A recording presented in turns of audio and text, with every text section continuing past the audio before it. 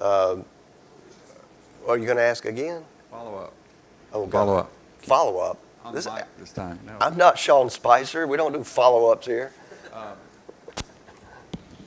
Yeah, get that toy out of there, John. So the state fair is clearly off limits in North Carolina. Right now it is, yeah, as a consequence to the, But not, well, that's the part. See, the previous premises statute, there were the relevant section, there were two relevant sections that might have included the state fair in the previous premises statute, which got struck down owing to the work of Mr. Girding and Paul. The previous statute, the section A3 said you couldn't be on the location of any regularly scheduled child event, a regularly scheduled, and that was the one that got struck for being essentially vague. Then you had A2, which was the one that said you couldn't be within 300 feet of any location primarily for the use, supervision, or care of children. I suspect that the original charges against these guys probably come under A3, and they construed the fair as a regularly scheduled event intended for children. And to me, that was the dramatic, if that was the case, that was a dramatic redefinition of the state fair. I mean, we could understand the midway section, maybe, as you can certainly understand, and I don't know how it is in y'all states, but in North Carolina, you got the main midway, and then you've got the kiddie midway.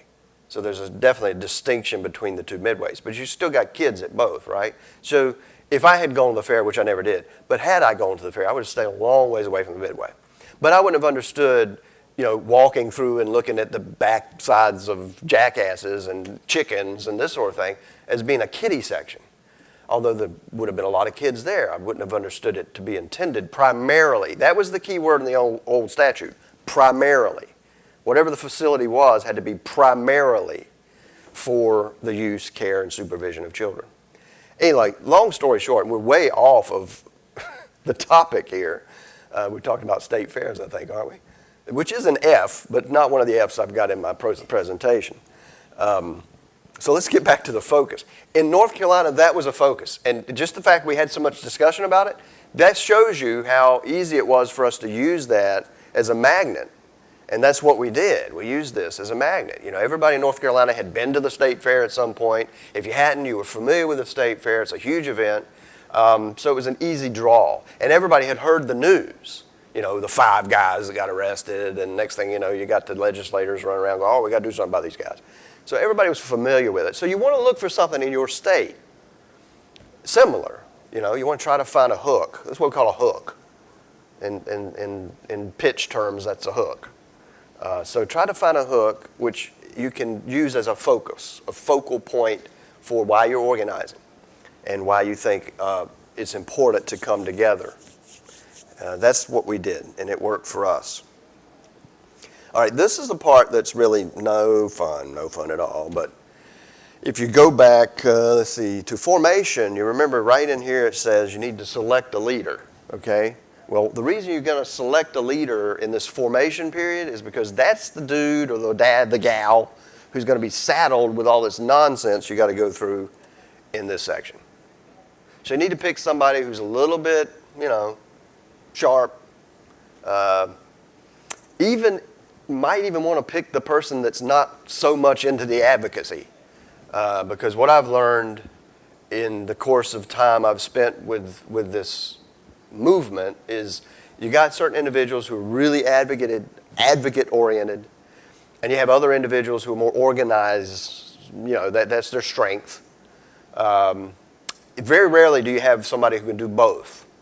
And so as you are beginning to see this happen before we affiliate with you, just for liability reasons. We're not there yet, but I can see a point getting there where it would be important for us to associate with organizations who sort of have their legal house in order for the protection of all of us. What's this mean, though, this foundation? It looks like it might be complicated, but it really isn't. I've broken it into 4 subsections, essential parts of foundation. You have to begin Writing bylaws. Anybody got an idea of the best way to begin writing bylaws? Steal somebody's bylaws, for God's sakes. Go through and change their name to your name, and then just make sure there's nothing hidden in there somewhere that says, oh, by the way, you're supposed to give your firstborn baby to, some other person. Because there's things sometimes that are unique to certain organizations. So you want to make sure you read through. If you steal them, read through the whole thing. Make sure there's nothing hidden. But that's the easiest thing to do. Just find somebody's and copy them. Then, and it's important to do that before you go too much further. Because if you go through an incorporation process and you haven't really thought about bylaws, then you're going to end up incorporated, right? Legally, you're going to exist, but you have no rule of law, right? So it's kind of like, I don't know, North Korea. You exist, but you have no rule of law. It's just whatever his name says. And that's very true. I mean, because that's exactly what happens. When you have no agreed set of bylaws, what ends up is, if you don't resolve that, you end up in some kind of struggle for power and influence. And people begin to grab at anything they can to justify their greater strength in the matter. And the bylaws prevent that from happening because you have a set of rules. You have good fences built from the start that keep good neighbors if you're into that particular perspective. There is a counter perspective to that. So the next thing you're going to do, Section B, you're going to file for incorporation. Every state in the nation is different. And I was asked a good question yesterday. Somebody asked me, well, do you have to file, do you have to incorporate in your own state? Well, no, you don't. You can incorporate anywhere you want within the United States, preferably. But yeah, you can forum shop if one state's more beneficial to you or cheaper to you or has less onerous requirements. Delaware is a very popular state for people to form in, although I really don't understand why, because I recently learned they require an annual fee. You've got to report to the franchise tax people, and we don't have any of that problem in North Carolina. You pay one fee, you get your certificate, and you're done. And you don't report to anybody else anything, unless you happen to get sued, and then you go to court. But that's going to happen to you wherever you're at. Other than, of course, you do have the requirement to keep an up-to-date registered agent. But depending on where you want to file, you need to contact the Secretary of State's office, which in most all states is the Office of State Government, which regulates corporations or administers corporations. And you need to do a name check, right? Because you can't incorporate in a state with somebody else's name. If somebody has got the name, you got to pick another name. So whatever it happens to be, I think yesterday I used, what was it, Andy? Acme Sex Offender Club. That's it. So say you want to be Acme Sex Offender Club, you're going to check that name, and if it's not there, then good, you can have it. You just file as Acme Sex Offender Club, and maybe get you some shirts and whatnot made up. So when you go down to the Secretary of State's office, they know who you are. I wouldn't recommend that at all. But you get the idea. You got to have a name that's unique to you. You can't have anybody else's name. So you file the paperwork. It's normally very easy. The only thing you're going to be required is you're going to be required to provide the name that you'd like to use to operate with. In most states, you're going to have at least one incorporator. A few states will require two, but in this day and age, most states only require one person as an incorporator. And where there's a board requirement, they'll require one person as a board member. Can the incorporator be the board member? Yeah.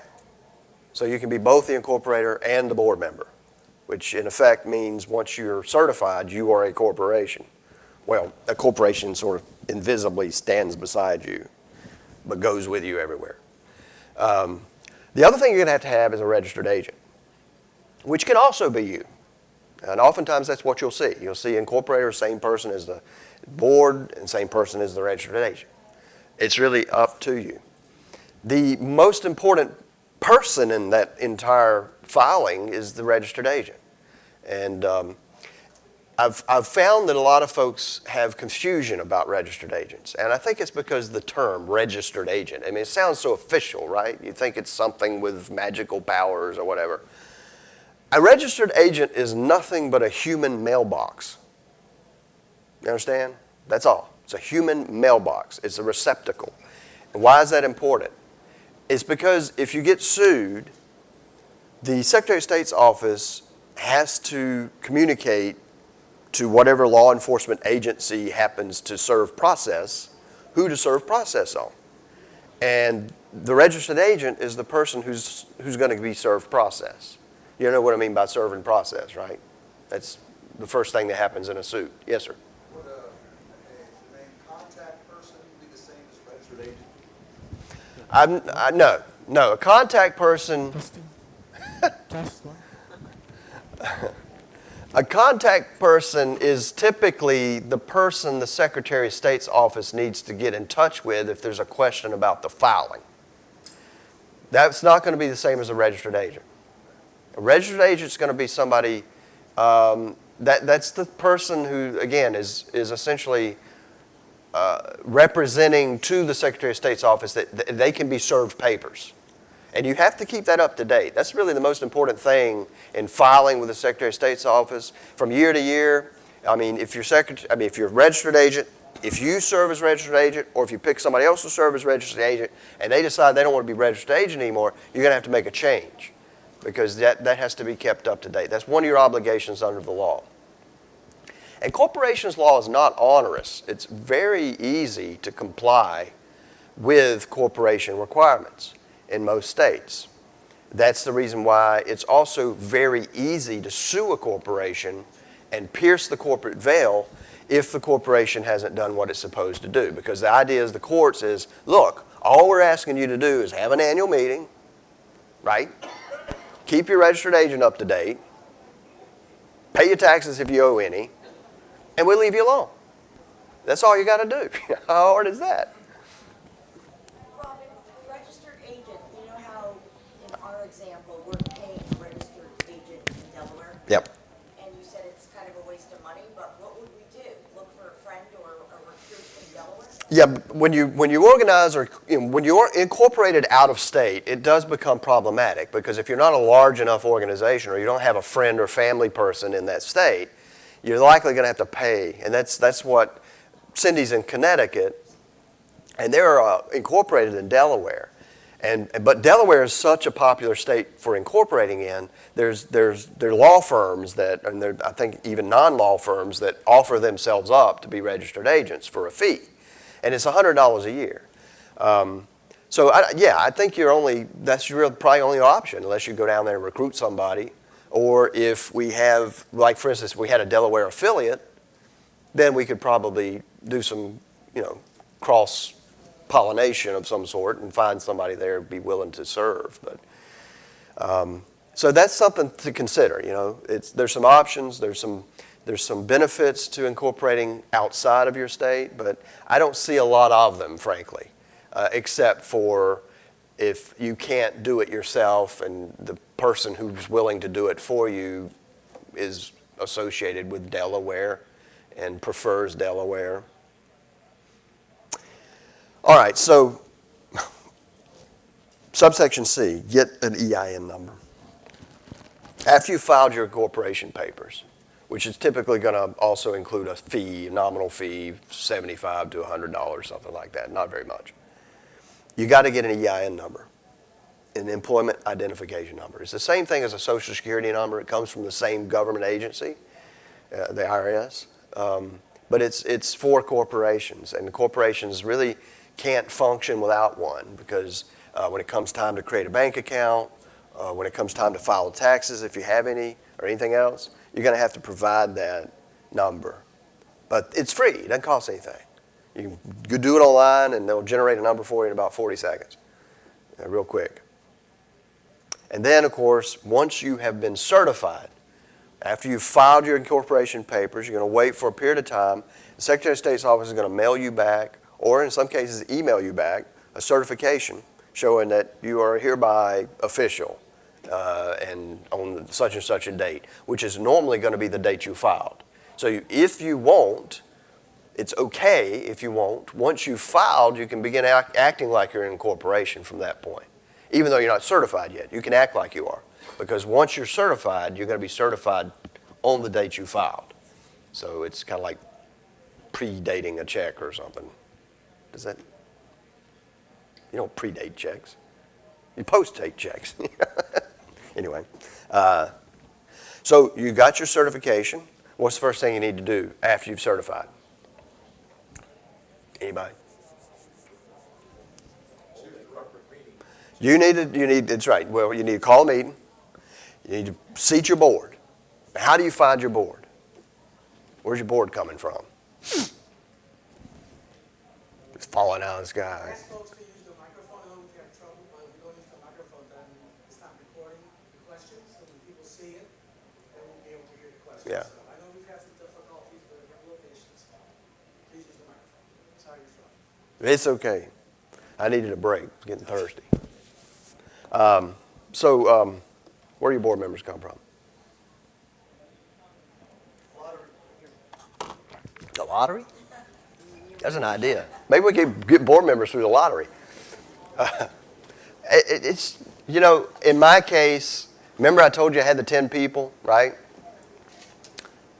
Interested, yeah, keep me in the loop.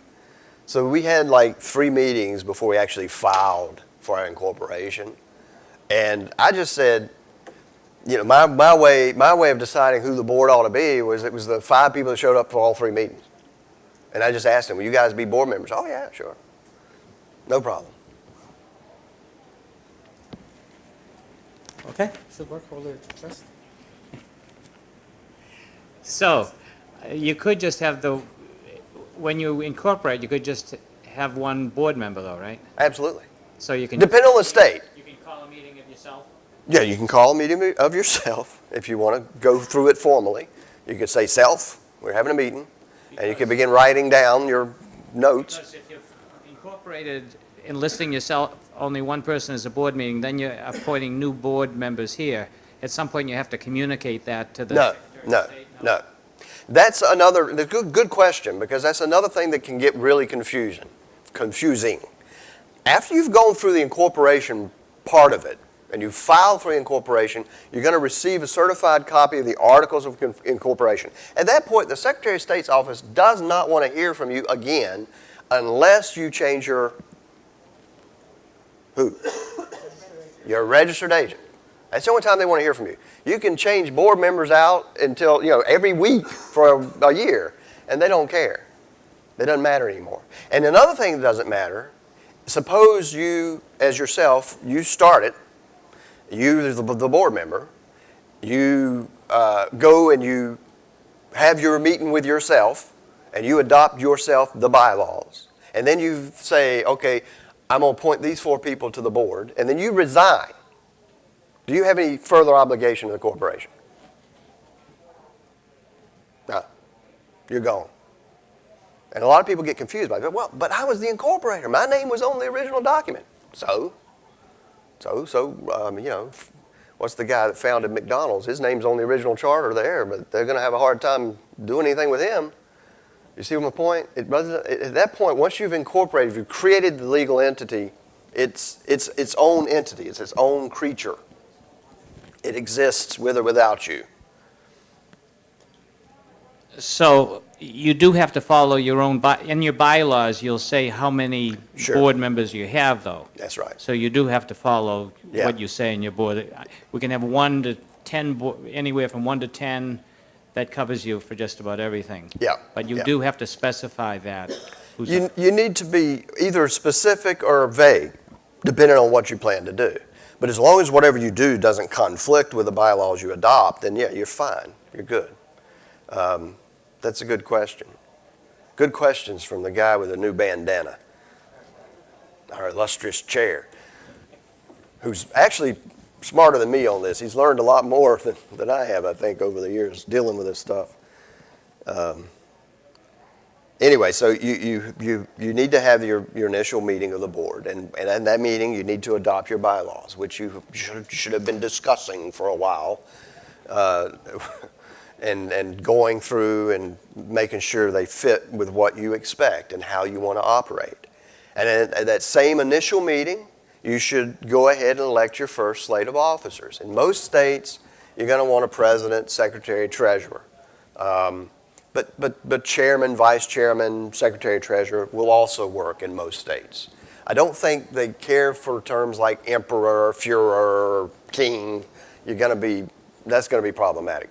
But the supreme being, I mean, so sort of stick with the traditional president, secretary, treasurer.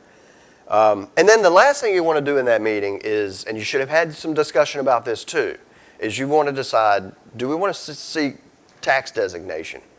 And this is important because it can be confusing, because in most states when you file for your incorporation, most states give you the option to file as a nonprofit, right? There's a nonprofit filing designation. Now here's the question, does that make you a nonprofit? Not really. I mean, you are, at least in terms of your legal status, defined as a nonprofit. But unless you go through this process, you're still going to have to pay taxes. You call yourself a nonprofit all you want to, but you still have to pay taxes. So you have to decide, do we want to proceed with this separate designation, which has nothing to do with the Secretary of State's office. It only has to do with the Federal Internal Revenue Service.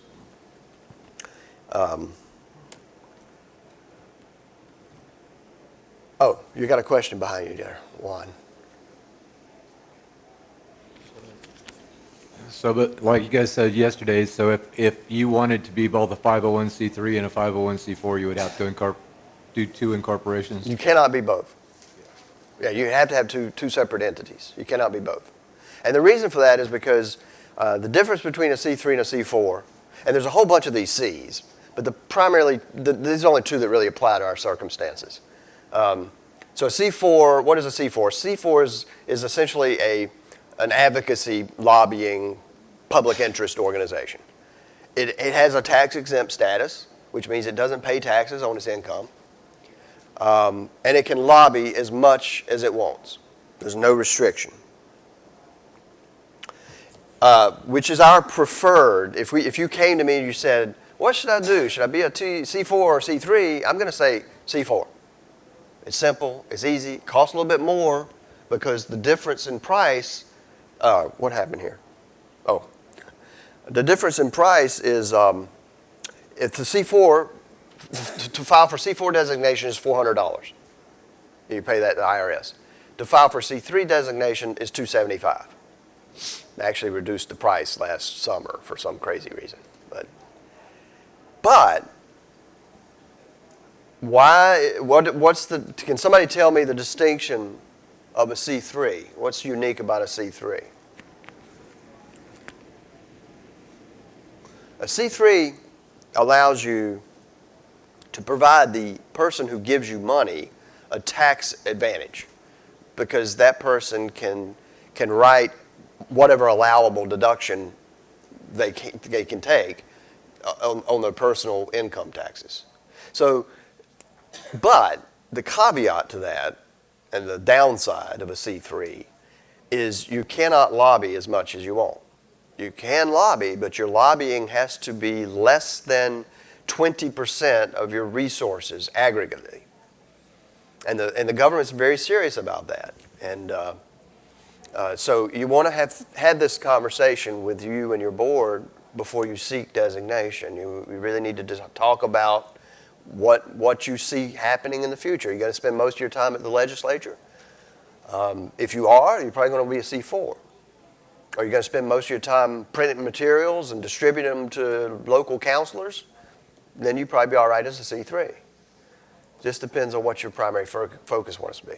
Now, in the big, huge world of advocacy, like RSOL, you have to operate in both spheres because ultimately that makes the best sense.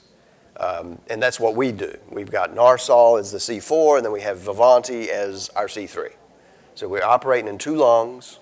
One of them has all the advantages of being able to provide the contributor with some tax relief, plus it has the ability to support NARSOL's objectives educationally, informationally, and legally. And on the other side, we got RSOL, which is our member organization, and can lobby as much and as often as it wants to without getting any trouble. Yes, sir.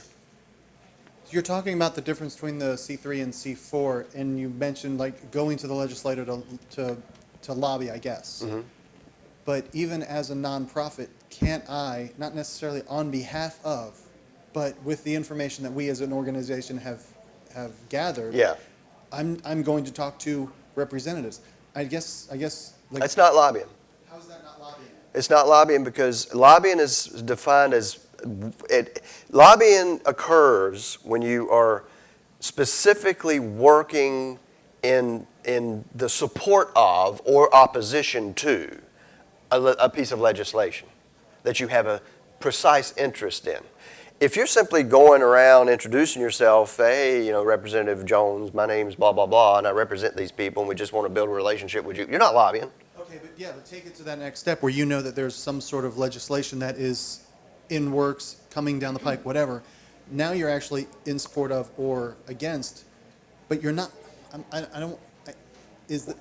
Well- not acting. I haven't been hired by somebody to do it. Now you're confusing terms. It doesn't matter. It's a question of how much resource, if you're operating in an official capacity on behalf of your corporation and you're using corporation resources, it's a question of how much of that resource are you using. And where it becomes problematic is, first of all, the IRS is going to construe it liberally. So they're not going to care too much about how you carve it. They're going to like, no, we see it here, and that's the 20%. And you're going to spend a fortune on lawyers to try to explain to them why they're wrong. And they're going to win after 5 years. And you're going to be without money. So it's too risky. So if anything smells like lobbying, it's probably lobbying. But it's important to know where your comfort zones is. So it's a very good question. And if you're just simply there to introduce yourself and to build some good favor, that's not lobbying. But I think the objective for all of us would be that we need to end up at our state capitals. Then you need to be a C4. Okay. That's just the bottom line? Simple as that.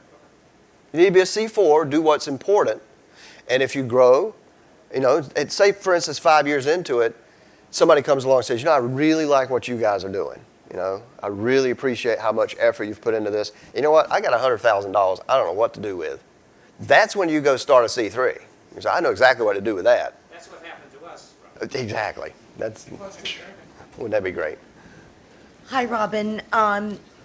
I know we had this discussion about Connecticut. I'm a little bit upset because we don't have a lot of money. We started as a C3, and a year later, we need to be a C4. And so there's no way we need that C3 for another organization down the line, but we're just sort of tossing that away, right? We're going to upgrade or change to a C4. Yeah, and that's... or OSJ, and we're going to lose our C3. It's just like... And that's something I have not done before, frankly. And remember, we've talked about that. We've got to do some work on figuring out how that works even. I'm sure it can be done. But how convoluted it's going to be, I don't know. The process, if we just modify to a C4... Transform, yeah. Is that like a 3-week process? It's quick? Or is it a couple of months? Again, I don't know the answer to that. Okay. I don't know the answer to that. I mean, it really depends on what paperwork is required. The advantage you have is what you've admitted. You have no money. So the IRS is going to look at it and go, oh, they don't have any money anyway, so, what... How do we start, though? Where do I go? Google. First thing you do is you Google how to change C4 to C3 or C3 to C4. That's where I'm going to have to start because I have no idea at this point. I've never done that before. I believe it's possible. So we have a question here first. Oh, go ahead. I was just wondering, so you said you couldn't lobby that much if you were a C3, but what about the advocacy and educational aspects? Is that... Yeah, if you define an advocacy as simply informing the public of your position on the issues and educating the public about what you think their opinion should be, then that's not lobbying. Again, lobbying is when you are advancing or opposing or supporting specific legislation likely to affect you or your constituency positively or negatively. That's lobbying. But is the educational aspect of it defined as lobbying too? So you could still do the educational aspect as a C3? That's right. If you're going around, say, to these legislators and you're saying, look, we just want to leave you this information showing you what this law is about as far as we're concerned. At that point, no, you're not lobbying. You're not counting votes. You're not saying, hey, are you going to be with us on this? That's lobbying. You see the difference? It's a subtle distinction, but it's an important one. And it can be very confusing until you're comfortable sort of navigating in that water. Another question, or do you wish to continue to have questions later? The questions are fine, frankly. This is boring. Well, no, I just think it would be a shame to give up a C3. I mean, that's hard to get. It's a lot harder than a C4. If you can just, why not just incorporate under a different name as a C4 and hold on to the C3, because you're going to want it later on. Or you can incorporate as a C4 under the same name with an additional word added to it. Like, for instance, you could call yourself the one standard of justice fund, or one standard of justice league, or one standard of justice, just add an extra word and incorporate it, and then pursue C4 for that. Keep the C3 where it's at, park it, and if you ever need it, you got it. There's another option. That's what I like to do, park it. Yeah. Mine's quick and easy. Have you noticed that donors care about the tax deductible status? Absolutely. Absolutely. It makes a big difference. And I had been saying that from the get-go, and I think most everybody on the board was kind of rolling their eyes. Robin talking nonsense again. But it has actually proven to be very valuable, and I think has probably encouraged larger donations than what we would have expected before, because it does give that advantage to a person that's got the money that they want to support us with. Plus, I think, too, I'll get you in a second. I think, too, I think it communicates that we're serious, Even though people are still not sure what exactly Vivanti Sparrow means or does, or how you pronounce it and all that nonsense. And if you want to know more about that, just read the back of your program, because we tried to help explain it there. But I think it helps give the sense that we're serious about what we're doing, and we're not playing around here. I had a question. If a donation is made to your C3, can you use those funds in your C4? And if you- That's a very good question. Absolutely not. That's another distinction that I don't normally get into that. You don't know the question? No, that was my question. Here's the rule. If you have a coordinating C3, C4 relationship like RSOL and Vivanti, the C3 cannot spend money on behalf of the C4 directly. In other words, it can spend money for materials in support of the C4. Like, for instance, the program for this conference.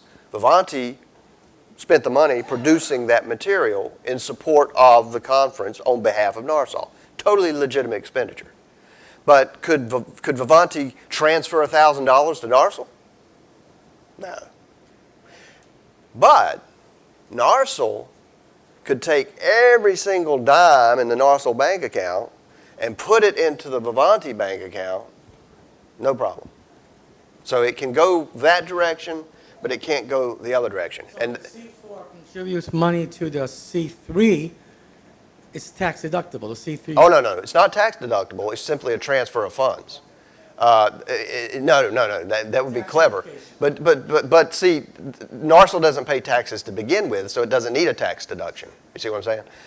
But it's to prevent the unfair benefit to RSOL of people who are putting money into Vivanti taking a tax advantage, and that money, it's a funneling is what it would be.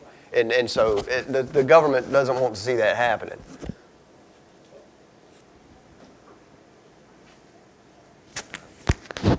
I have found that in the do-it-yourself arena, finding out about information, how to do things, one of the tools I've used, you mentioned Google. Another good tool is YouTube videos. Now, the only precaution I would add to that is you need to do a thorough search. Yep. Because you may see one video that says this, and another video that says the exact opposite. I've experienced that. But the YouTube videos are also good on some of these types of questions. Absolutely. YouTube has become an incredible resource for anything from fixing your leaking toilet to repairing your transmission on your, Mazda. So yes, a very good point. And yeah, I'm sure there's plenty of corporation stuff out there. But yes, be careful, just like anything else on the internet. You've got stuff that is right and you got stuff that is totally wrong. So we were doing some F's, right? That's the name of this thing? Foundations, fundamentals. No, fundamentals. So let's just jump on to, let's find an F in here someplace. Yeah, we went through most of that. Finance. This is important, actually.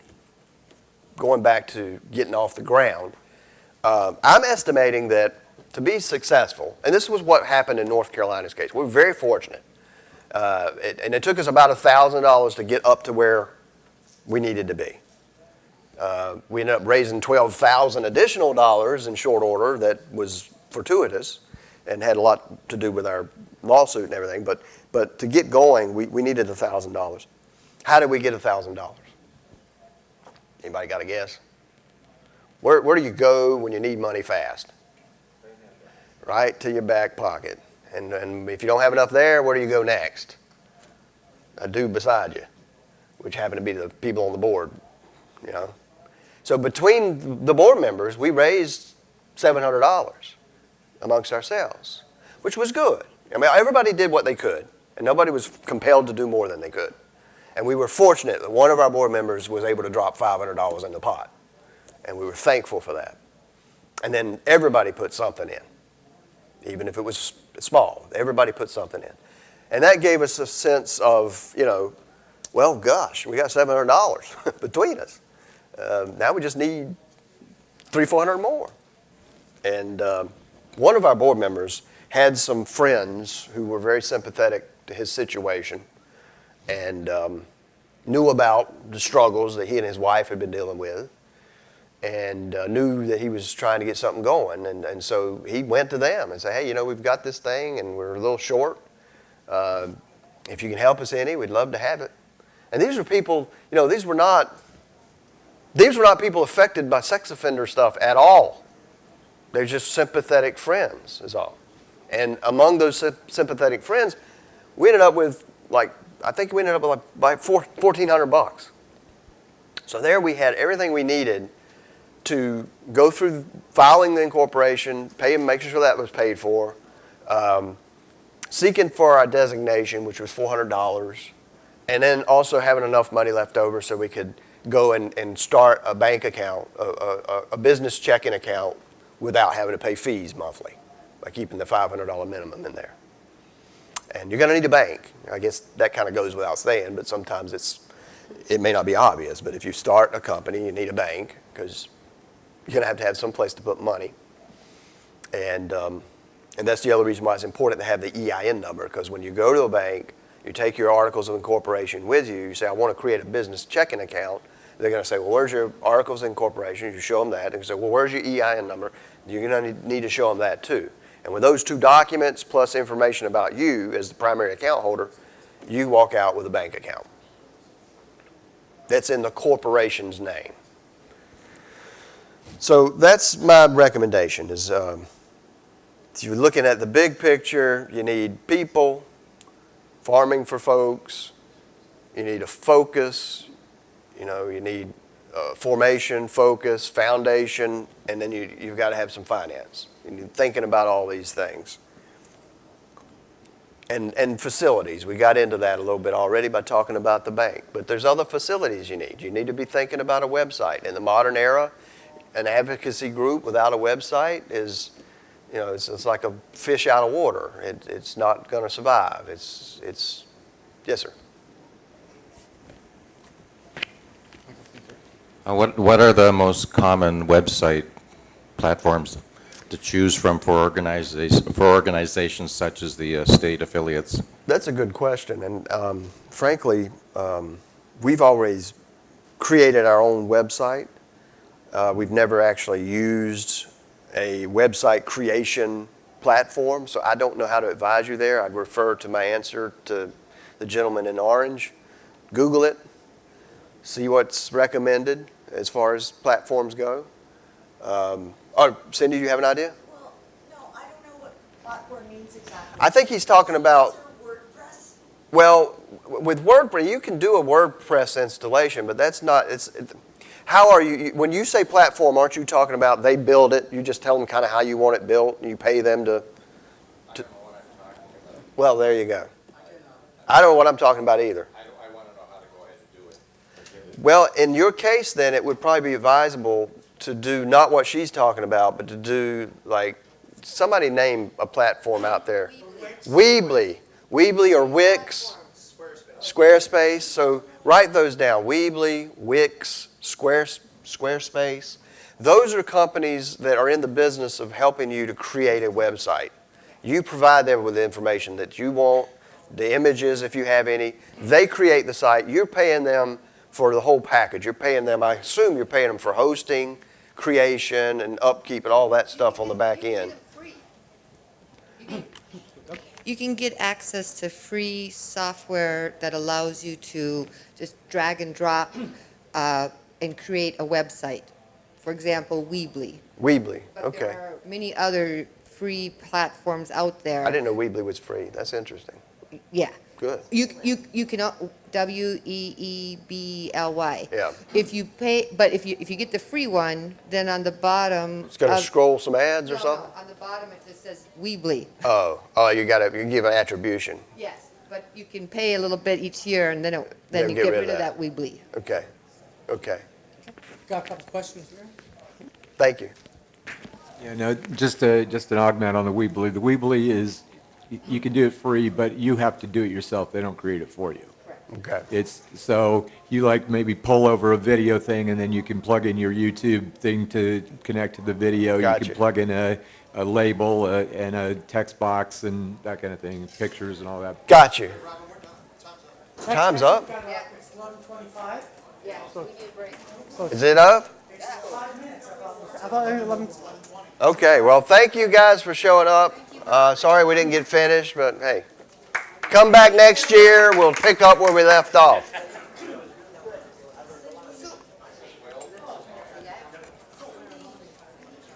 So, if you're going to affiliate with RSOL, what does that mean? Well, it simply means, that affiliate with RSOL simply means at this point that you need this?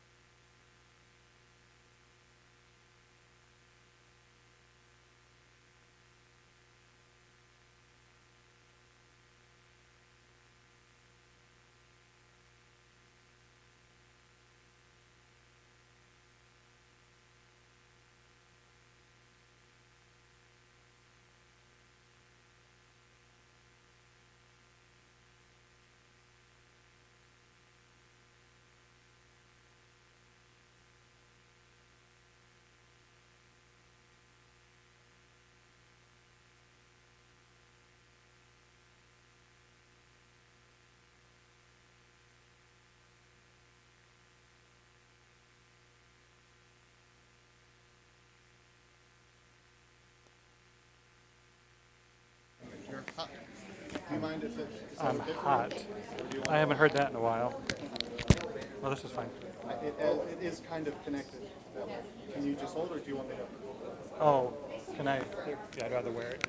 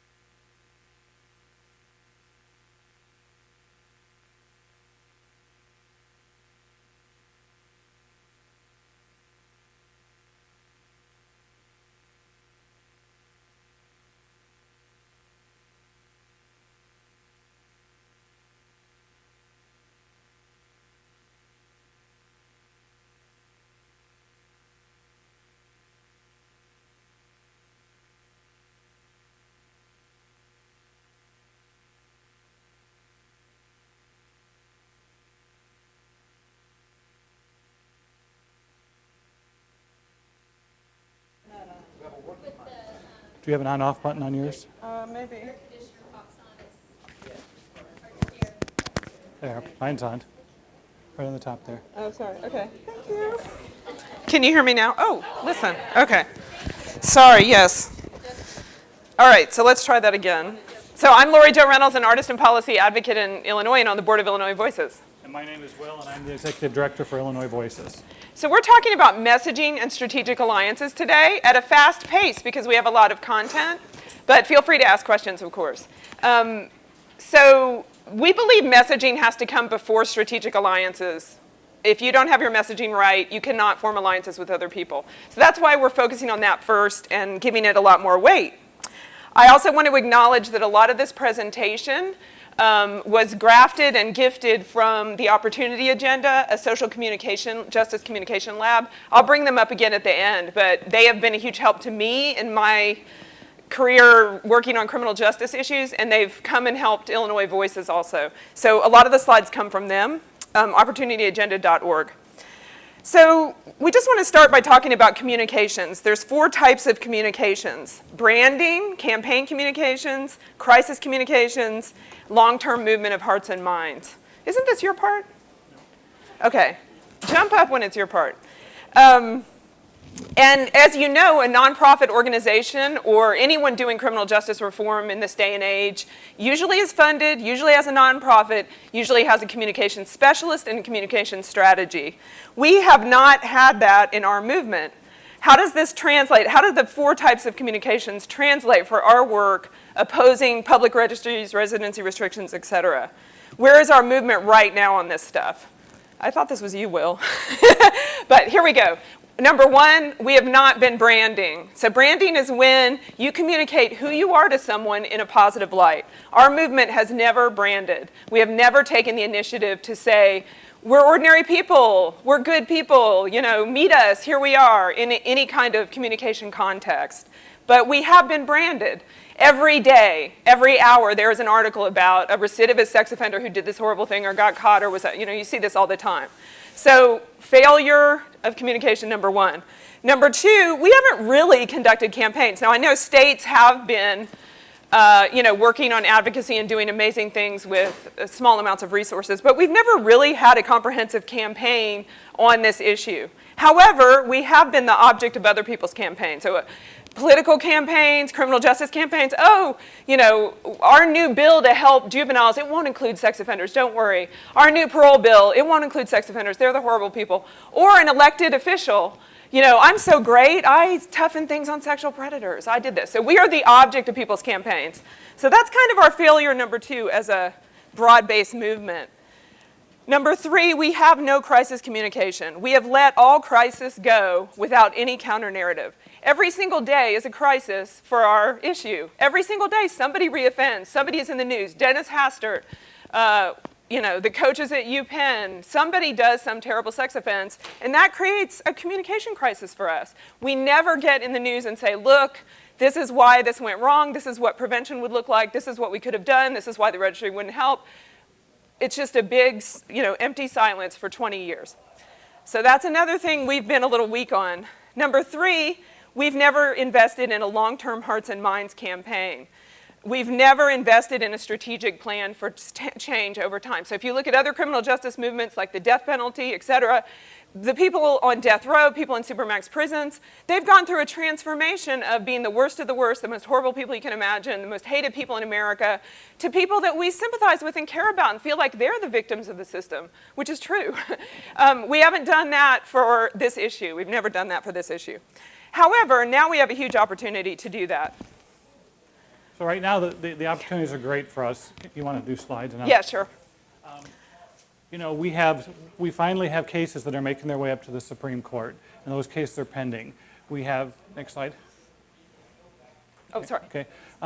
Right now, we're seeing overall, we're seeing this huge move, bipartisan move, to change our criminal justice system. People are finally realizing that we have too many prisons, they're too overcrowded, things are just not right, and we can piggyback on that movement to tell them that our issue also is not being done the right way. We have reporters out there now who are willing to tell people's stories. I don't know, there we go. And like in Illinois right now, and other states as well, there are now task forces who are going, okay, over the last 20 years, we made a mess of these laws, these sex offender laws. How are we going to change them? How are we going to look at them? So these are all opportunities for us to begin making, headway on our issues. So I'm just going to, take a real quick look at this. So these are kind of some of the pathways that we need to start doing in order to be making changes. What I want to note here is, at the first one we're talking about flooding the media with coverage, but the others, everything we're talking about has to do with spokespeople, right? And this is a lot what we're going to talk about today is, the story that we want to tell out there is not facts and statistics, and Lori Jo's going to talk about that a little bit more, but what we want to do is we want to become, we want people who will speak up, show us as human beings, show us in a likable way so that we can begin changing hearts and minds. Okay? We can't do that without getting people to talk, people in our own movement to talk, and also without forming strategic alliances with other groups. But like she said, we can't form strategic alliances with other groups if our message isn't right, because what we will do is they will wind up wanting to distance ourselves from them if we continue to give them the message that we have been doing over the last years. Okay? Can you do one more comment? So the messaging and toning is really important for us, right? Because we know that this issue, when we talk about the issue of sex offenses and people on registries, there's a lot of feelings of outrage, disgust, anger, and fear, right? Because it's a very sensitive and volatile issue. People all over are bombarded with other messages, right, that aren't coming from us, and they're believing it, and it's becoming embedded in their mind.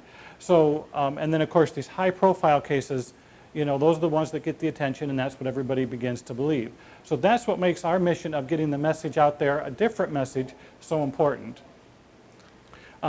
Again, the way they do that is they meet people, and we humanize people, people that they can trust, people that they like, people that they can look at and go, okay, yeah, you did something, it was bad, but I see you now as a human being. There's a different story behind it. And those are the stories that we need to tell. We need people who are going to be likable, people who are willing to stand up for us. They're not going to stand up for us if they don't like us, right? And they're not going to like us if we don't tell our stories. This is really important, that we need to message for allies and for others, and not just to each other. If you look at some of the listservs in our organization, a lot of them are geared for us just to talk to each other.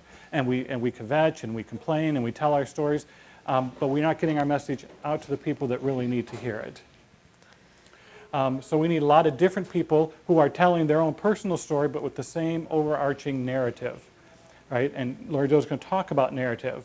So, we're trying to build an alliance of safety and justice. We do that by getting other organizations who also care about safety and justice, and we begin to talk about our common values and our common goals, and we develop that overarching narrative so that we can begin to tell our stories.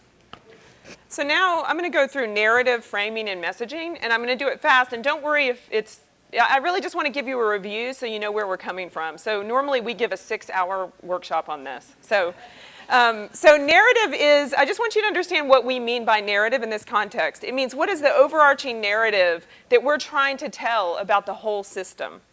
By framing, what is the particular story I'm telling, and how can I make it fit the narrative I want it to fit? And then messaging is who is my specific audience when I'm telling this story, and how do I adopt this story for them? So just to give you, I'm not going to go through this in detail, but the narrative about the criminal justice system has changed over the years. We used to believe in rehabilitation. Then we said nothing works, lock them up. Then we said, now we're saying the criminal justice system is broken and we over-incarcerate. So narratives change over time. Overarching narratives do have story qualities.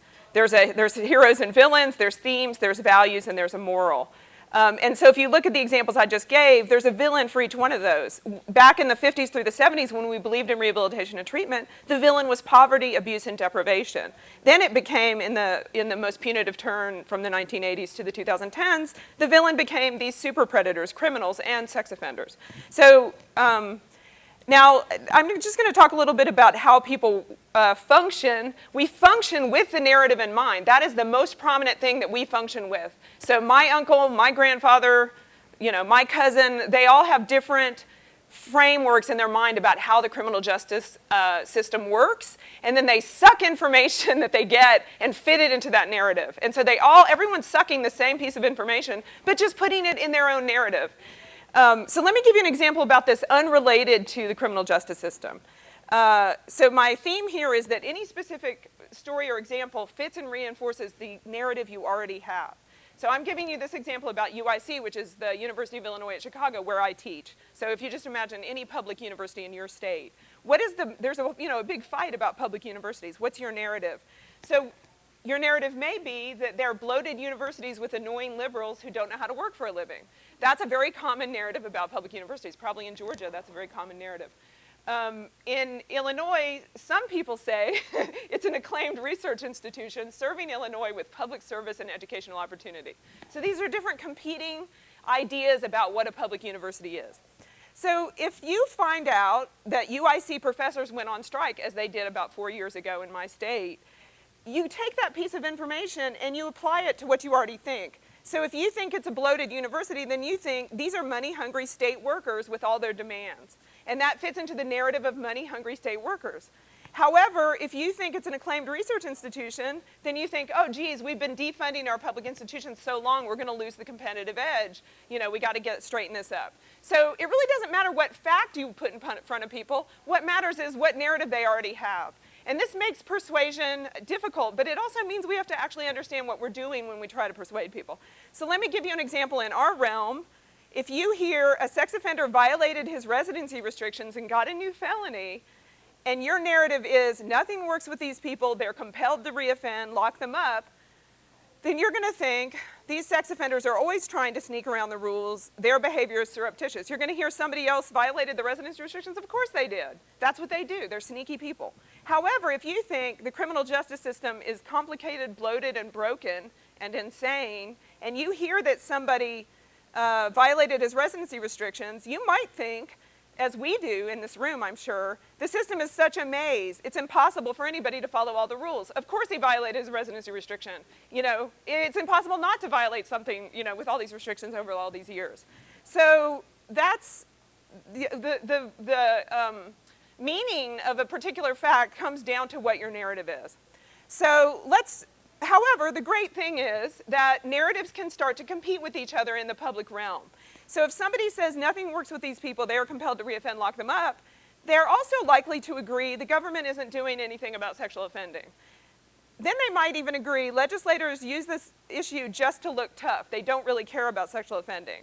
These laws don't even do anything. They're just more laws. So you can kind of take someone down their own narrative path and get them fairly close to your narrative, which is the criminal justice system is complicated, bloated, and broken. So both of us are kind of anti-government, skeptical, negative, you know, but we can bring them over to our side that way. So then it's not too far away for them to believe the system's such a maze, it's impossible for anyone to follow the rules. So the idea is that we're using our messaging and framing to push this issue into a certain narrative. And that's what framing is. So rather than say he violated residency restrictions, you have to start with the framing to understand how people are interpreting it. So you don't want to just say something, you want to give it its own frame. You have to put it in its own frame for other people. So this means that stray facts that you give people when you argue at the Thanksgiving dinner table or argue with your legislator, they're just offerings to their narrative. All you're doing is saying, you know, if you say, I hear this all the time, I hear it at this conference all the time. There's different kinds of sex offenders. They all have different patterns. It really depends on the sex offender.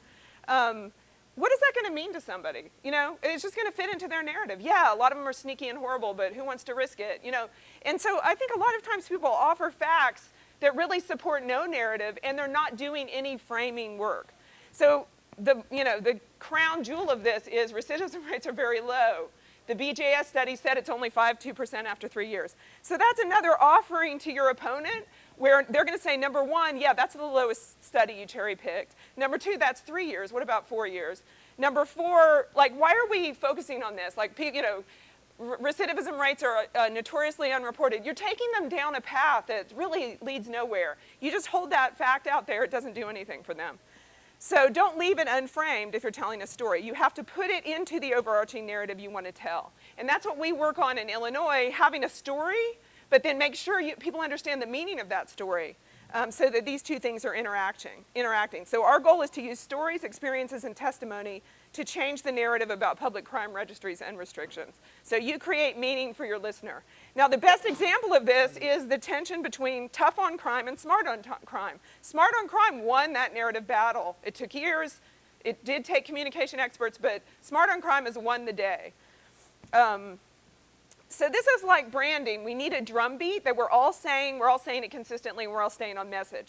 So Apple has the drumbeat: computer, creative genius; Volvo, car and safety. The death penalty, amazingly, now has a drumbeat that it's a broken system and that it's racist.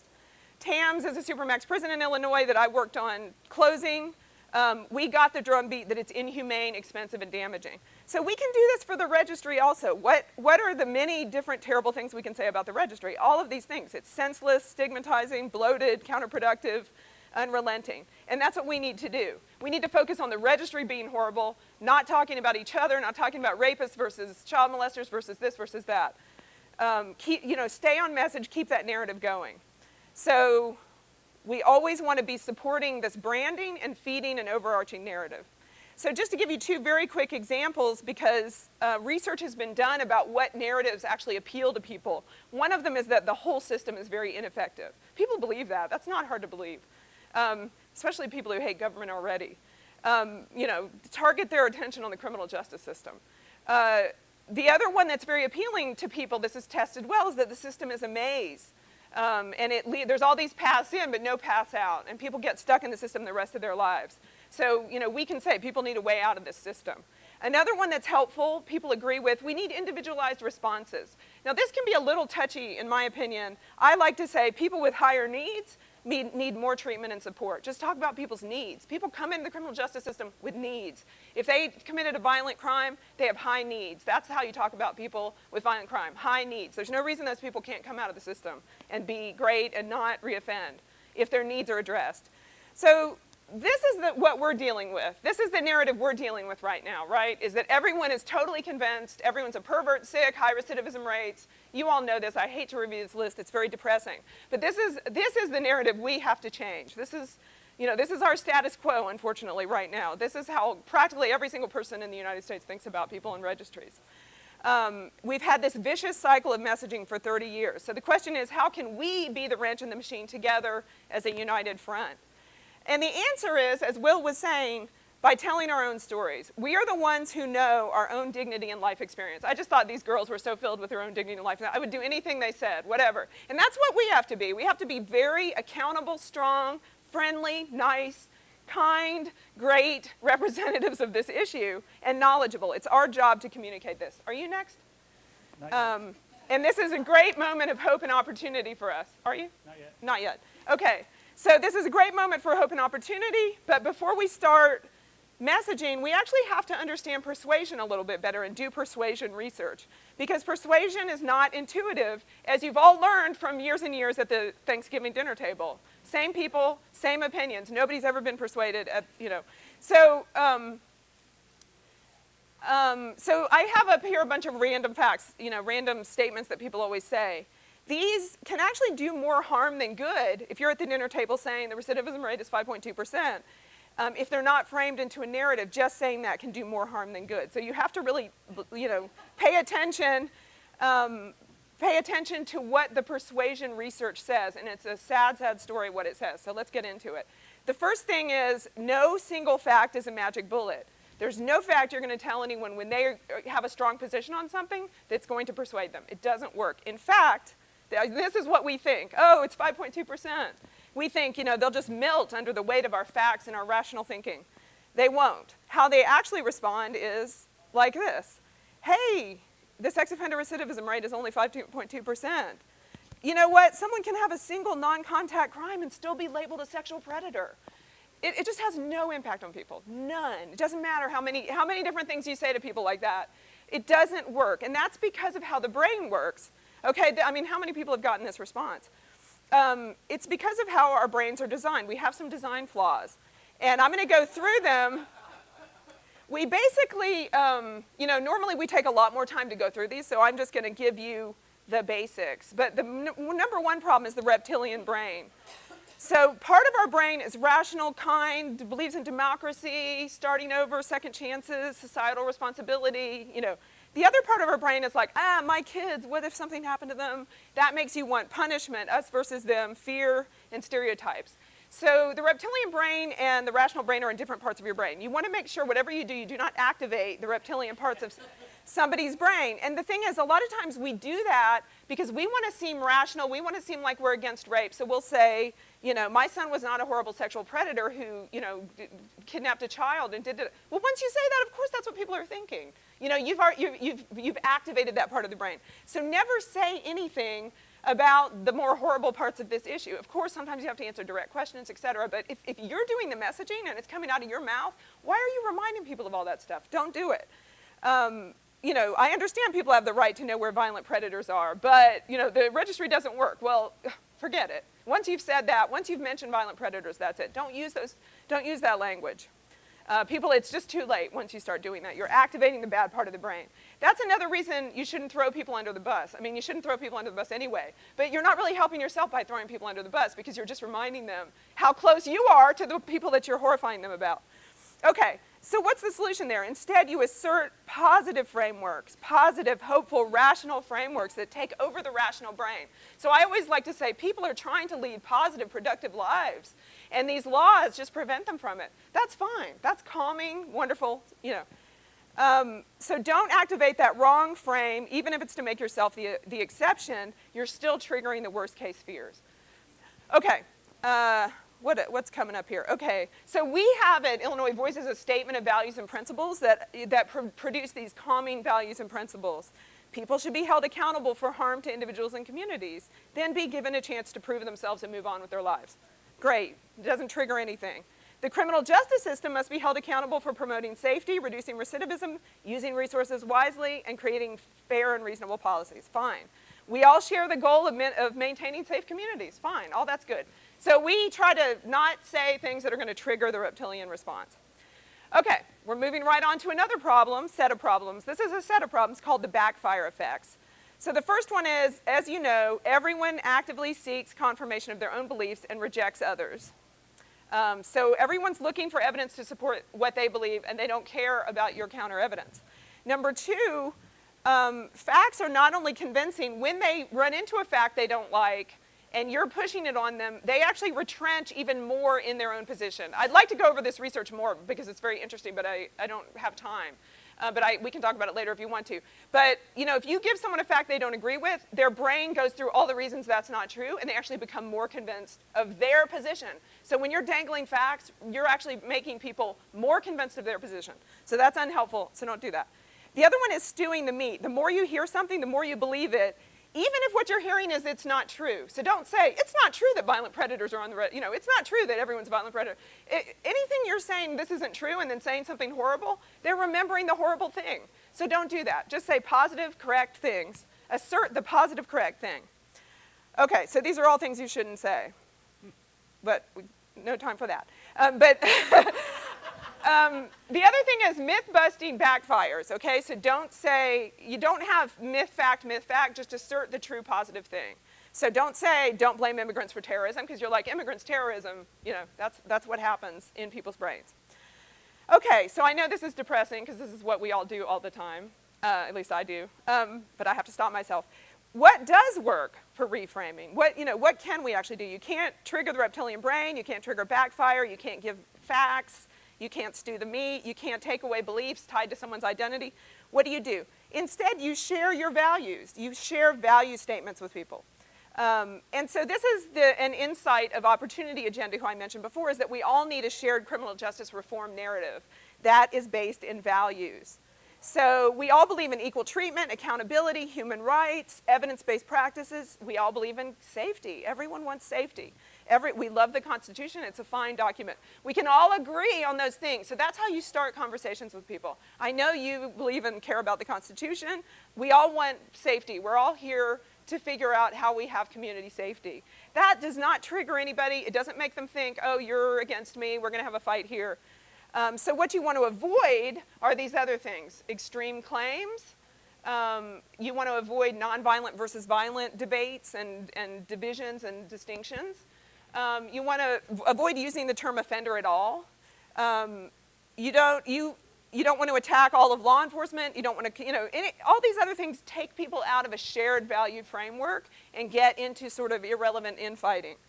So that's, don't get off track and distract from shared values. You start with and maintain shared values.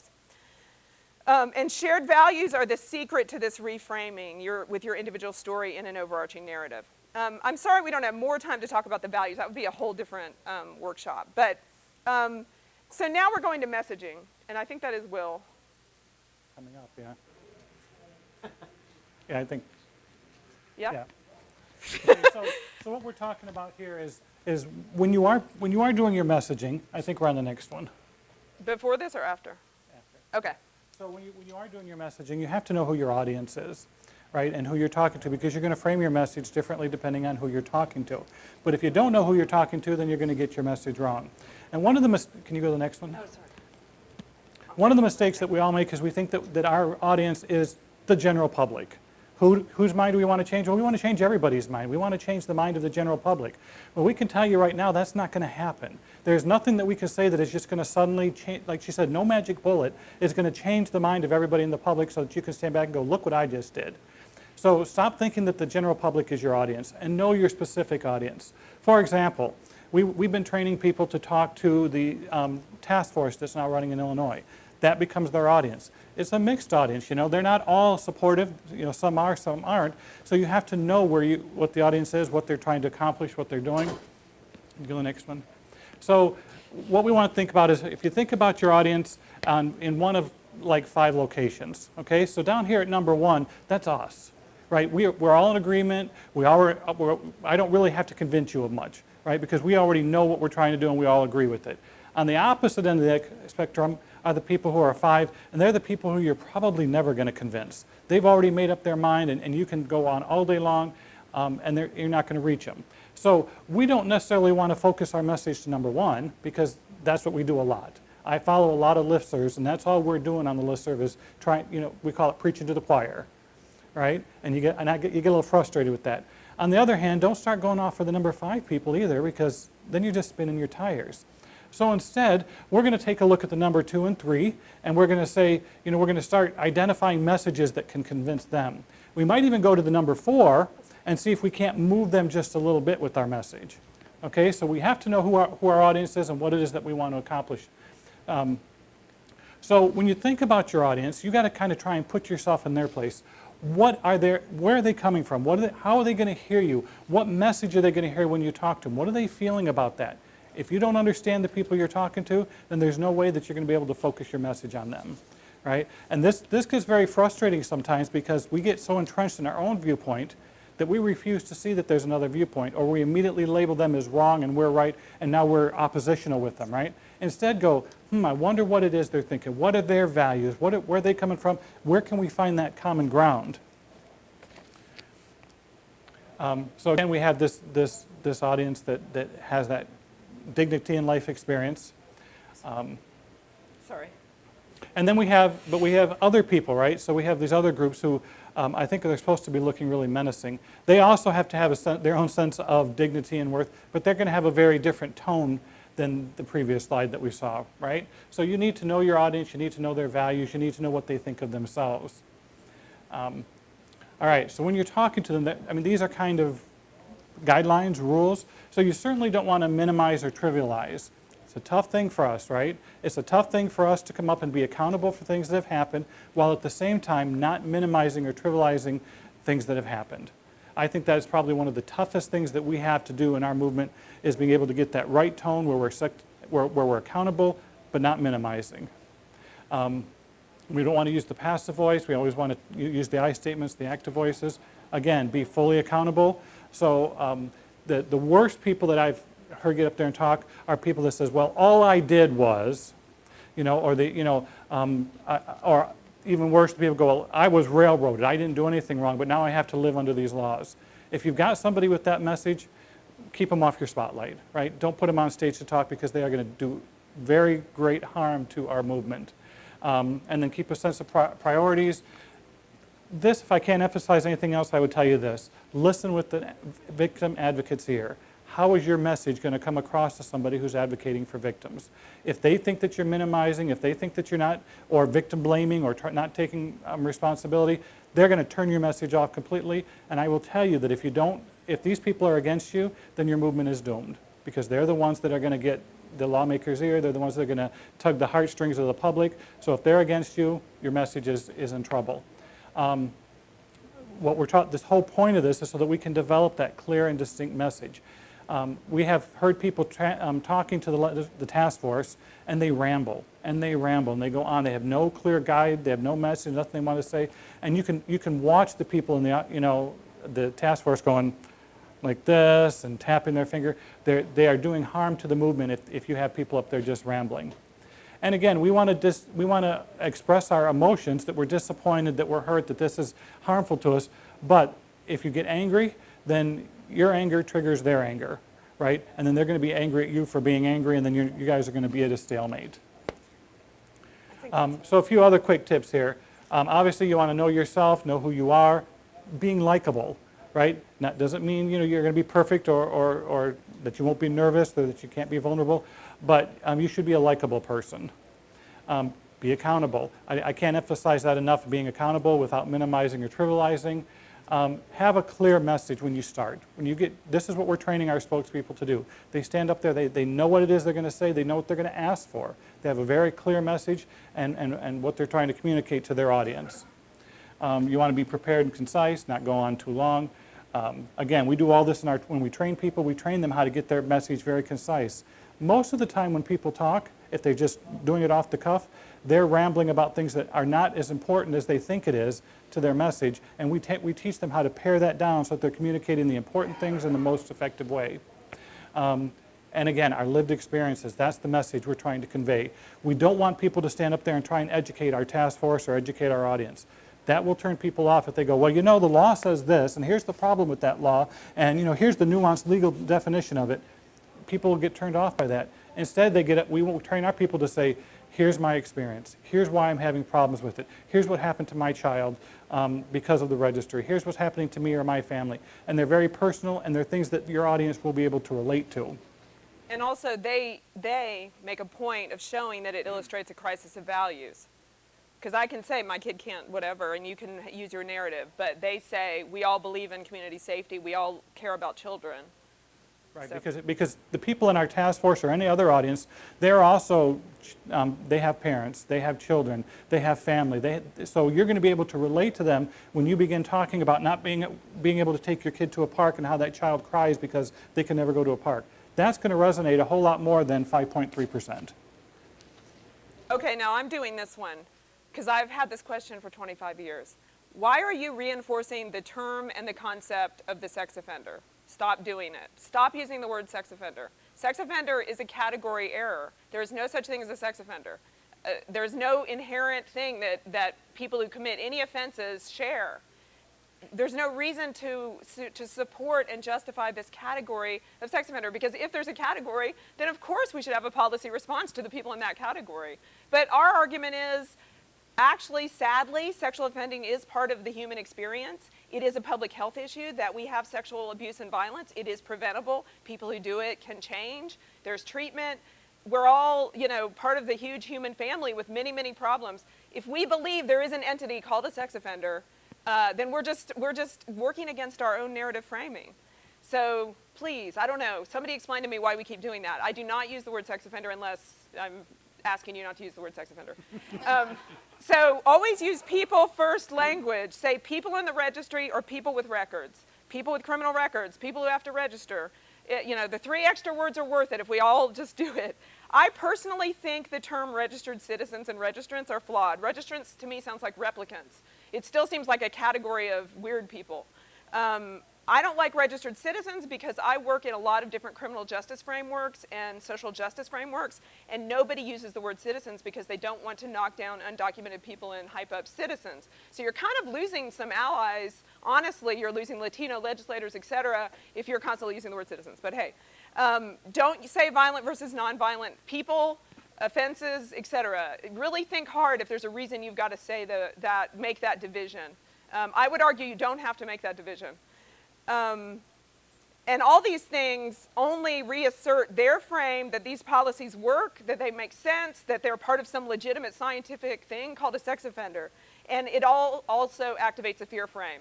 If you think the word sex offender doesn't activate a fear frame, you're in the wrong business.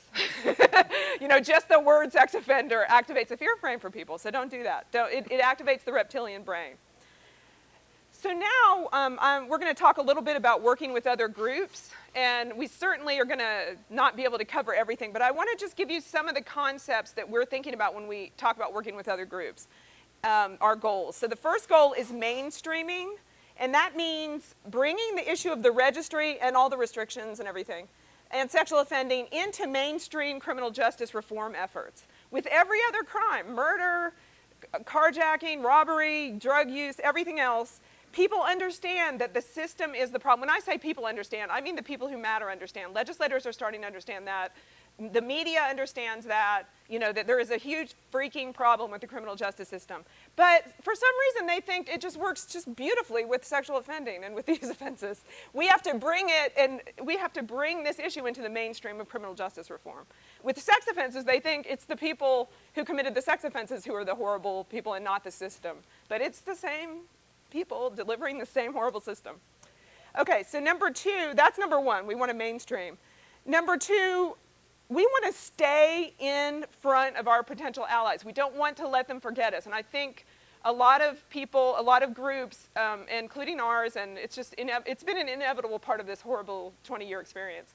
We have become siloed away from the mainstream criminal justice. Now, partly because they've shunned us. They've shunned this issue, thrown us under the bus, everything else. But partly because of our own behavior and our own priorities and our own disgruntled anger that we're being treated so unfairly, rather than actually reaching out, explaining, listening. And another thing, frankly, I just have to say it, where were you guys when we, started mass incarceration? And a lot of people kind of feel that way. Like, somebody's son gets on the sex offender registry and they come complaining to an African-American legislator. I've seen this dynamic. They're like, everyone in my district is locked up. Welcome to the party. And so you do have to be sensitive about building allies, and you should know some stuff about the other world of criminal justice stuff. But the thing is, you have to stay in the presence of people. We can't be in a silo. If we're there, it's harder to throw us under the bus. If we're there, helping, side by side, et cetera. Okay, building alliances. We want to build alliances. We want to be part of a mainstream criminal justice reform effort. We should be. We are in many ways in different places, but certainly this is our big challenge. Now, number 4 is we have to be diverse. And it can mean every single type of diversity. We need to make sure we have members who are diverse in disability issues, poverty, homeless people, obviously racial diversity, ethnic diversity, religion diversity. I mean, you see, we just did a few events, where we had 2 Latino people, 2 African American. Like, we want a Muslim woman up there who's on the registry, because that just helps. It's kind of cynical and crazy that we would want diversity in the worst possible. Of course, you want diversity in the head of your board or something. You want diversity in your board, but we have to represent diversity on the registry because number 1, there is diversity on the registry, and number 2, it helps it helps with cognitive dissonance. Like, people just think of sort of 50-year-old white men on the registry. When they see everyone's being caught up on the registry, it kind of helps break up women are on the registry. It helps break up the idea that there is something called a sex offender and he looks like this. And so anyway, it's also helpful in every other way, which I don't even have time to tell you. But one obvious way is when I am lobbying a Latino legislator, I bring Latinos. When I'm lobbying African-American legislators, I bring African-Americans. When I'm lobbying disability legislators, I bring people with disabilities. I hate those divisions. I do not believe in these categories. That is not who I am. But that is who my legislators are, sadly. And so, they're just way more likely to care about somebody if they think, oh, that's my people. So, gay and lesbian people, the whole thing. Okay. The number 5 is be ready, which Will has talked about. Have trained spokespeople, have them ready to give testimony, and also have a catalog or story bank to give to the media to use with legislators. Okay, so a little bit more about Illinois, just 2 points here. We use the term public crime registries, and we're addressing all of them. We have a murder registry, VOIRA, arson, animal abuse, methamphetamine. We're saying all public registries are bad. And we're working with people on the murder registry, et cetera. Why do we do this? Because they are all bad, and we should say it. And number 2, it takes the emphasis away from the individual crime and this category of sex offenders and all these people, and it allows people to see a system that doesn't work. It doesn't help to put people who committed murder on a registry. It doesn't help to put anybody on a registry. Registries don't work, and that should be our message, not oh, we're not so bad, these people aren't so bad, these people are bad, at least we didn't murder anybody, you know, hey, I'm not a sex offender. All that is pointing fingers at each other and never criticizing the system. And if you don't criticize the system, you never get to that narrative change, which is really the goal of the movement. And also, if we're all working together, then it stops people from throwing each other under the bus and doing more damage. The other thing, and this is really important for our movement, is to tap into mainstream criminal justice themes. You know, we're not going to capture everybody in the United States of America, but there is a very active group of people fighting the criminal justice system and being very successful. They are opposed to the expansion of the carceral state, police overreach, disproportionate minority contact, a form of surveillance and state control with vast scope like the registry. Also, the huge rates of men on the registries is something that people don't talk about. In our state, 1 in 227 men is a registered sex offender in Illinois. And for African American men, it's 1 in 100. People don't realize like how many people are in the registry. And also hyper-incarceration and how this feeds hyper-incarceration. We never relate our topic to these issues. We're just always like swimming around in a pool of talking about sexual abuse, which is not a very pleasant pool to be in. We need to be over here saying, look, you know, people for life, a 20-year-old commits a crime, for the rest of his life, police come to his house like 4 times a year. That is police surveillance. That is police overreach. That is a carceral state. And so we need to be making those points because those are the points that appeal to the rest of the mainstream criminal justice folks. Okay, so now this is a conference we had in November. You want to talk about it briefly? You can go ahead and talk about this one. Okay, so we had a conference in November, last November, that brought together these criminal justice organizations that you can't see listed on there. And we had 3 days of actually the kind of concept was we're going to get all the criminal justice organizations in the state, invite them on panels, and make them listen to our stories. And the thing is, all these people are people that many that I know or have worked with in doing criminal justice reform, and they all think this issue is terrible. Or some of them do, and some don't know that much. After hearing the stories of people in the registry, oh my God, you know, they knew it, but hearing people tell their own stories was amazingly powerful for them. We haven't gotten in front of their faces before. And people were crying. I mean, it was very emotional and very incredible. And there was also a lot of strategy stuff in this. Can I say something about that too? One thing I want to point out to that is that this conference was put together by Laura, Joe, and I, right? So really, Illinois Voices did this, but you will see that we didn't put our name all over it as this. We are a co-sponsor, along with all the other co-sponsors, which is what gave it credibility. So my point is, we're not out there to make Illinois Voices seem like this great, we're here for a mission, and so even though we did all the work, we just became a co-sponsor along with all the others because what was important is that they hear the message, not that they hear what we are. Exactly. And so we did a lot of work to get Northwestern University of Law School, whatever, to host, to have it there and have it a couple other places. Once we got them, we got other people. That's a really important point. We're very careful about where we put our name because if we put our name somewhere that's going to hurt our allies, they're not going to work with us. So we have to show restraint and sensitivity about our true. And this comes up in just a second. So this is one event we had like seriously 2 weeks ago, I think. I don't know, maybe a month ago. This was a policy forum where we did the same thing. We had people give testimony. I don't have it up there, the testimony. But we had individuals give testimony, again, very heart-wrenching. And then we had this panel of people talk to them. This panel has 2 legislators, public defender, the head of the task force is there. And they literally had to directly respond to them. And it was really amazing. And these legislators, they both do not support registry stuff, but both of them have contacted me since this and is like, I want to help. How can I help? This guy's already included us in this reentry thing he's doing.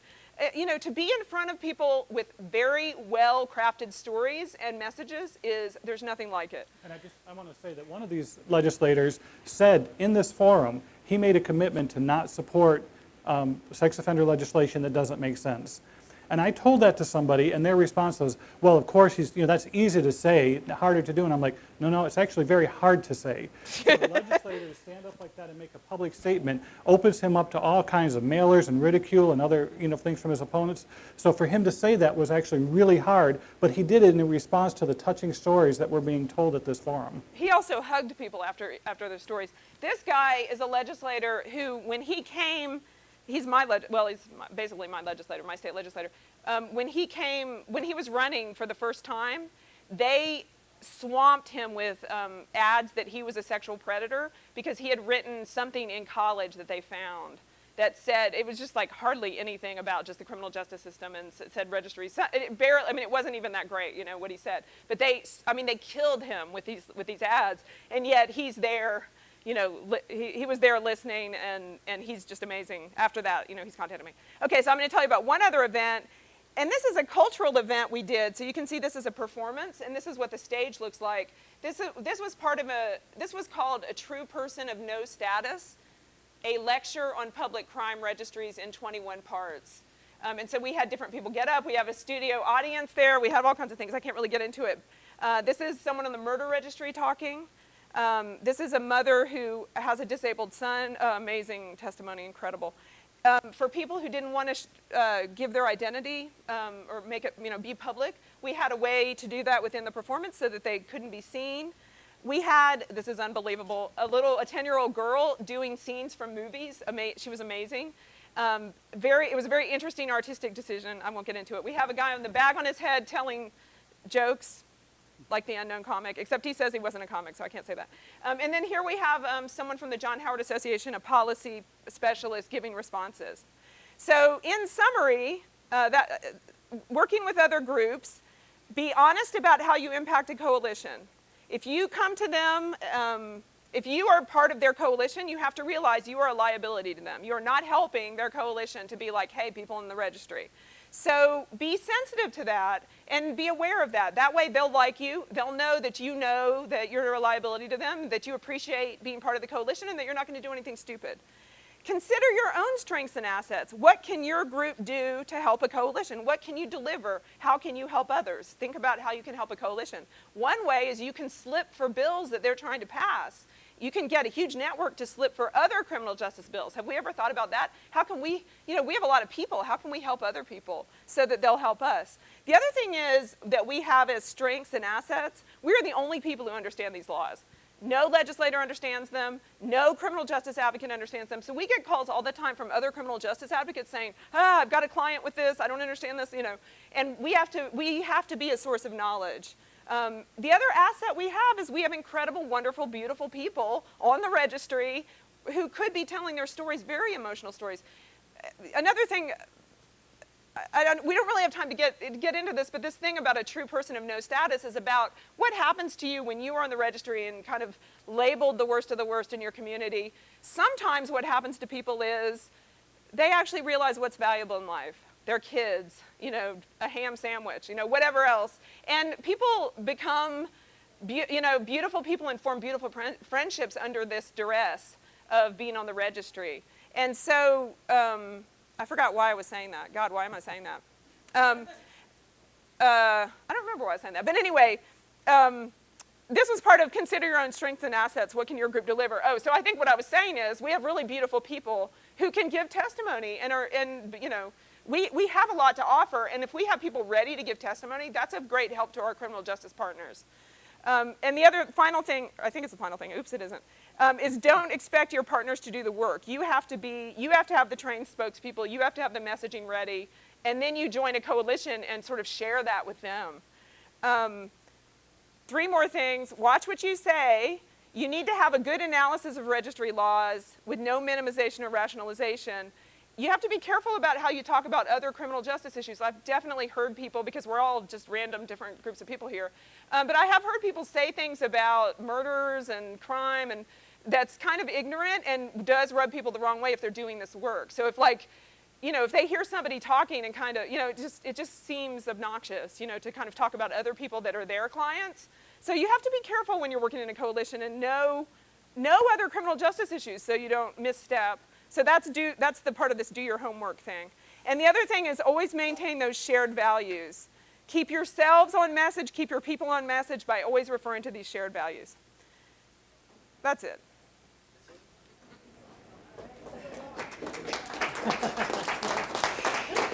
We have about 7 minutes if anybody wants to ask any questions. We went through this really quickly to try and leave at least a couple of minutes for some questions. So I just need to tell you how valuable this is. No, I'm serious. We all struggle with these issues, there's really no source of good advice outside of today, at least that I've seen. And like I say, I mean, I appreciate how much hard work went into this and what you're doing in Illinois, but this is of immense value. I want you guys to come back and do like 2 or 3 hours next time. It's Where a you've got time to 6-hour take your course. time. Actually, when we, For next year, that's a Yeah. actually, when we do the training, it is a 6-hour course. well, boil it down to 3. Yeah. But this is of immense value. Well, maybe we should, because I see a lot of questions, maybe we should talk to the national about sharing this in different states. I mean, oh, I'm sorry. What do I know? But I just mean, let's talk about this outside of this, because I see a lot of questions. And because I think we would love to do that. We would love to work on this, because we're still working on it. Yeah. So my question is, before you commit to the next RSOL conference, we want to book you for Texas. Maybe we can get our dates first. I'm sorry for that. Okay. Paul. I'm sorry. I don't know. I don't. I was going to say that I gave up trying to take notes because I wanted to listen to you more than I wanted to take notes. Yes. So I don't have all the information that you've given, and I'd like it. Are you going to make this presentation available to those of us here? Yes. The one, I don't know what's up with that thing, but I didn't want to be recorded. Partly because I don't want to be on record, like I'm lobbying all kinds of people and saying, I don't want them to know my little trade secrets here, But there's two answers to that. One is we've been greatly influenced and worked with the Opportunity Agenda, so I think we should bring them in to talk about training this whole world of people together. We took it a lot further because we know a lot more about this issue than the Opportunity Agenda does. So the answer is yes. The thing is, I wanted to talk to the Opportunity Agenda first. They have a whole thing about messaging, which is value, problem, solution, action. To make a long story short, yes, I will give it to you, but first I want to talk to the Opportunity Agenda because I don't want to steal their content and pass it around without their... How soon do you think that would be available? I don't know. I'm sorry. Let's ask a couple questions. Let me think about that. I'm sorry. Yeah, soon. Not a question, but I just want to say, I went to your October conference, I went to part of the training event, and I went to the 21 Parks thing, and they were excellent. You get a chance to go to any of the stuff that they do in Illinois, too, because it's well worth your time to go. Thank you. That's really sweet, and it was great to have you there. And I don't know, Will and I are a really great team. I mean, Will is an incredible person if you don't already know him. He is so good at talking to people about messaging, because I'm clearly a spaz. He is a calm, he can see minimization, et cetera, et cetera. And I think we've worked well together to produce these events, but it has been really rough. Really, really rough. Yeah. Would the PowerPoint be okay to pass around even if we're not doing a recording, or do you feel like that's also... Let me I will make stuff to give you, I promise, soon. Okay, I mean, it's not that I wanted to withhold it, but the only partners we have in the world are the Opportunity Agenda, and they're great, and I think they would actually want to join us and help, so let's do it together, yeah. Paul. So I agree about the problem of minimizing. The problem is in this particular area of criminal justice, I think there tends to be a much higher percentage of people falsely convicted. Did we just put those people off to the side? Do they have nothing to say? Because they're going to, they can't say I did something if they didn't. What role? I think the answer to that is that the issue really that we're trying to get to is not what you did.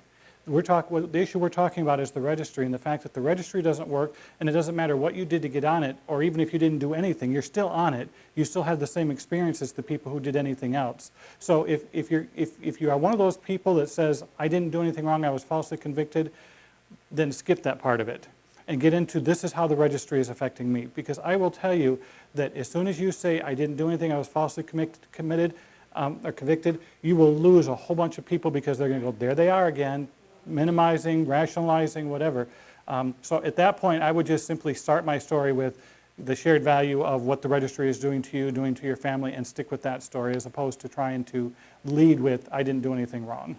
I also want to say, I am so against throwing anyone under the bus or denying any issue or anything. And I know, for God's sakes, there's different degrees of culpability with different sex crimes, et cetera. Of course, there are. The thing is, it just never helps to get into that in most scenarios. It never helps to say, my kid only did this, I only did this. You know, it just throws people into a different train of thought. Now, that doesn't mean that that can never, ever come up. Like, if there, we have a guy, the guy in the murder registry is innocent, actually. And I had a guy come talk to my class. He had been in TAMS, the Supermax, in isolation for 15 years. He'd been in prison since he was 17. He was innocent. And he didn't even know how to talk about the registry. He was so paralyzed, destroyed from the criminal justice system. But at the end of the thing, people said, what did you do? And he said, you know, I don't even like to talk about it because if I tell you I'm innocent, you're not going to believe me, and I'm going to lose credibility. So I think there's ways to talk about it that are kind of more humble and more, but the other thing is, if we have a bunch of people, I think we should pitch articles about that issue and then have a bunch of people with similar stories and pitch it. Like, there's other ways to get that content out. It's just that when you're doing it at a hearing and everyone gets up and says they're innocent, you know, it just, yeah. So I totally agree with you, and I also agree with, you know, every other criticism of the criminal, so I'm just saying, I don't think it means we can't talk about it ever. It just means you have to be careful about your audience and your message at any given time. Don't you think that the theme that we do focus on sometimes, which you kind of say is not the way to go, that all kinds of different people are on the registry? To me, that often does lead people to say, well, that doesn't make any sense. Okay, but think about what you're going to wind up in the end. If we start along that path, then somebody's going to advocate, well, let's keep the worst of the worst on the registry and let the others off. And then all we're going to wind up with is a conference like this with the worst of the worst, but we're still going to have people on the registry. But it also just the fact that people see this is on and this, it undermines their belief in the registry itself, I think. So we use that as a talking point for the fact that the registries don't work.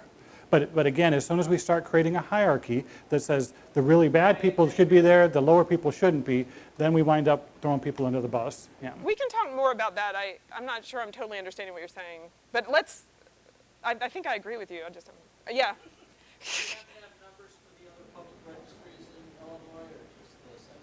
How many people are on them? The murder registry is like 6,000. The arson registry is private. It's supposed to be public, but it's private. I'm not sure about the meth registry.